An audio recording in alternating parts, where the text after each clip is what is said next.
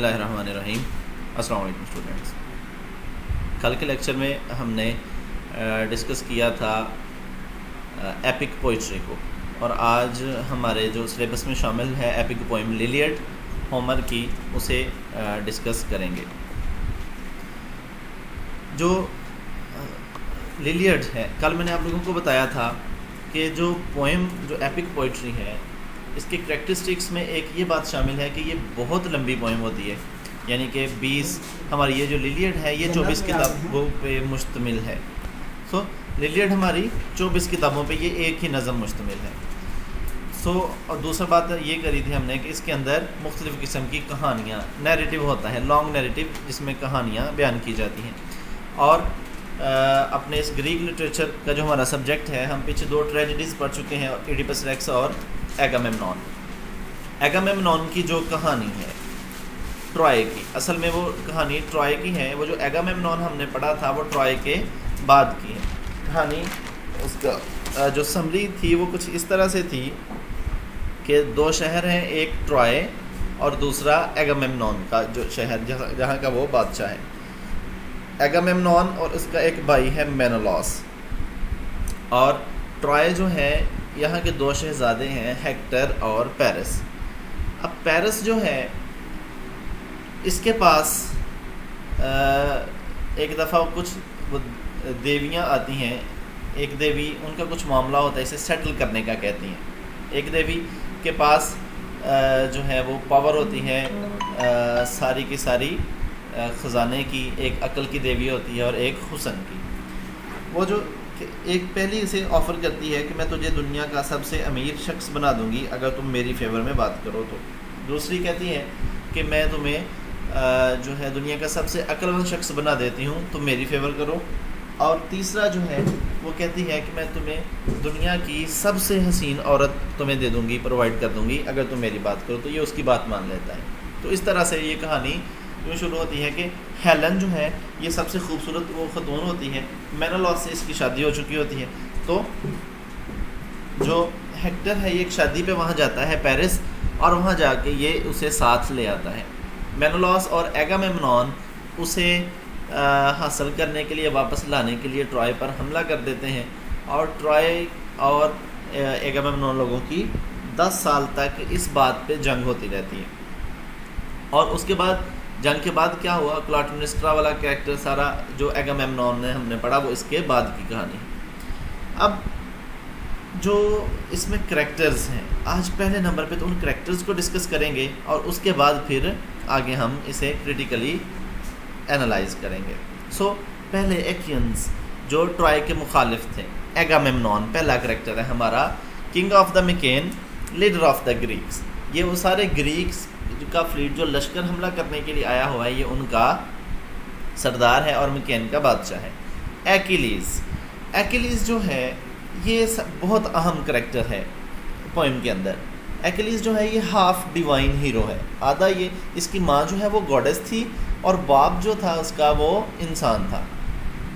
और कहा जाता है कि इसकी माँ ने इसकी एड़ी से पकड़कर इसे, वो एक पानी था उसके अंदर डुबकी लगवाई थी कि इसे इमॉर्टल कर दिया था।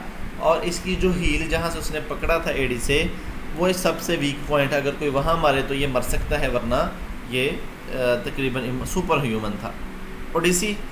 ओडिसियस जो है ये एथिका का बादशाह था और ग्रीक कमांडर भी था। अब इसके बाद जो एसियस, ये टेलेमॉन का बेटा, और फिर मेनालॉस ये स्पार्टा का बादशाह था, एगामेम्नॉन का भाई, और हेलन का जो ये हस्बैंड था, ये भी अहम करैक्टर है, अहम किरदार है। और Diomedes son of Tydeus, king of Argos, ये भी जो ये मुख्तलिफ बादशाह थे। असल में जो ग्रीक्स का फ्लीट आया था ट्राई पे हमला करने के लिए, 1000 शिप्स पे मुश्तमिल था। और उन 1000 कश्तियाँ जो थी वो मुख्तलिफ ग्रीक टेरेटरीज से शुरू होकर आई थी। जैसे ये मेनोलॉस है, ये स्पार्टा से आया था। ये जो एसियस है ये कहीं और से था। डियोमेडीज जो है ये मुख्तलिफ लोग मुख्तलिफ जगहों से इकट्ठे होकर वहाँ पे आए थे उसे ट्रॉय को हराने के लिए। अब पेट्रोक्लस जो है ये उसका दोस्त जी, पेट्रोक्लस एक्लीज क्लोजेस्ट कंपेनियन। अब उस वक्त दोनों तरफ से जब जंग हो रही थी तो ट्रॉय का जो सबसे ग्रेटेस्ट वॉरियर था वो हेक्टर था, पेरिस का भाई। और इस तरफ से एक्लीज जो है, इसके बारे में प्रोफेसी पहले ही हो चुकी थी कि एक्लीज के बिना जंग नहीं जीती जा सकती। और दूसरी प्रोफेसी ये थी कि एक्लीज जाएगा जंग में तो ट्रॉय को शिकस्त होगी, ट्रॉय तबाह हो जाएगा और एक्लीज भी मारा जाएगा। तो एक्लीज की माँ ने या उसके बाप ने उसे कहीं भेज दिया था, वो नहीं चाहते थे कि ये जंग में शिरकत करे। और वही पेट्रोक्लस उसका दोस्त था, तो एक्लीज ने पेट्रोक्लस को वहाँ भेज दिया था। और फिर ये पेट्रोक्लस को हेक्टर ने मार दिया था, तो इस वजह से फिर उसका बदला लेने के लिए एक्लीज जो है ये जंग में शामिल हो गया था। नेस्टोर किंग ऑफ पाइलोस, ये भी एक इनका करैक्टर था। ये थे ग्रीक्स। अब ट्रोजन करैक्टर जो थे, सबसे पहला और मशहूर character Hector, son of king Priam. Priam हम पहले भी पढ़ चुके हैं, ट्रॉय का जो बादशाह था उसका नाम प्रियम था और हेक्टर उसका बेटा था। और ये सबसे बेहतरीन ट्रोजन वॉरियर था ट्रॉय का। Aeneas son of Anchises and Aphrodite, Paris जो है ये हेलन का लवर और अबडक्टर था। इन दोनों की वजह से असल में ये 10 साल जंग होती रही थी ग्रीक्स और ट्रॉय के दरमियान। उसके बाद Polydamas, a prudent commander whose advice is ignored, he is Hector's foil। अब ये जो कमांडर था एक उनकी ट्रॉय की फ़ौजों का, और जिसकी बात वहाँ नहीं मानी जा रही थी तब। Sarpedon son of Zeus, killed by Patroclus, ये जियस का बेटा था, पेट्रोक्लस ने इसे मार दिया था। Friend of Glaucus and co leader of the Lycians for the Trojan, यानी कि ट्रोजन आर्मी का ये भी हिस्सा था। हेलन मेनोलॉस वाइफ, मेनोलॉस की उस तरफ से ये बीवी थी। और फिर पेरिस इसे वहाँ से चुरा के मेनोलॉस से ट्रॉय ले आया। और जैसे पहले भी हम बात कर चुके हैं कि ये इन दोनों की वजह से फिर ये जंग भी हो गई और फिर जो है डिफोबियस ने ट्रॉय को तबाह कर दी इस वजह से।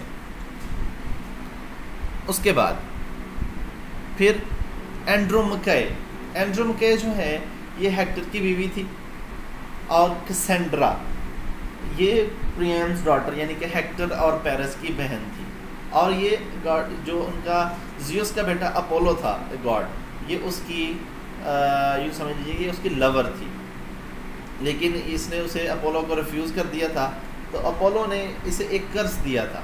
कर्ज ये दिया था कि इसे गिफ्ट उसने दिया कि तुम प्रोफेसी करोगी, तुम आने वाले वक्त के हालात बताओगी जो सही होंगे, लेकिन तुम्हारी बात पे कोई यकीन नहीं करेगा, तुझे दुनिया में सारे जो हैं ये झूठा तस्वर करेंगे। Briseis Trojan women captured by the Greece. अब ब्रीसियस जो थी, अच्छा ये जो कैसेंड्रा है ये प्रियम की बेटी थी, और एगामेमनॉन जब जंग ख़त्म हुई तो इसे पकड़कर साथ ले गया था। और फिर एगामेमनॉन की बीवी जो क्लाइटेमनेस्ट्रा थी उसने इन दोनों को मार दिया था आखिर में। ब्रीसियस जो है ये ट्रॉय की एक खतून थी और इसे ग्रीक्स ने पकड़ लिया था, और बाद में एक्लीज को जंग के तोहफे के तौर पर फिर उन्होंने ये ब्रीसियस को दे दिया था। अब ये दोनों करैक्टर्स थे। इसके बाद कुछ करैक्टर्स ऐसे हैं जो गॉड हैं, सारे देवता सारे। अच्छा जी, तो गॉड्स में हम पहले भी ये बात कर चुके हैं कि जो ग्रीक मिथोलॉजी है ये सारी की सारी घूमती ही गॉड्स एंड गॉडेसेस के गिर्द है।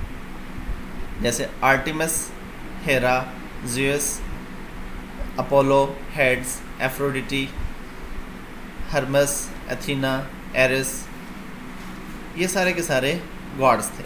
अब ये जो है आज मूवी का लिंक भी मैं आप लोगों को भेज रहा हूँ, वो भी देख लीजिए, इन करैक्टर्स को पढ़ लीजिए।